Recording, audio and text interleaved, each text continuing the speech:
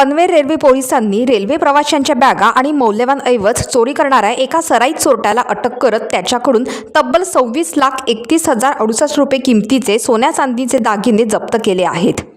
तपासादरम्यान आरोपी विरुद्ध मुंबई रेल्वेसह देशातील विविध राज्यांमध्ये चालत्या एक्सप्रेस गाड्यांच्या एसी डब्यांमध्ये चोरीचे 39 गुन्हे दाखल असल्याची माहिती समोर आली आहे।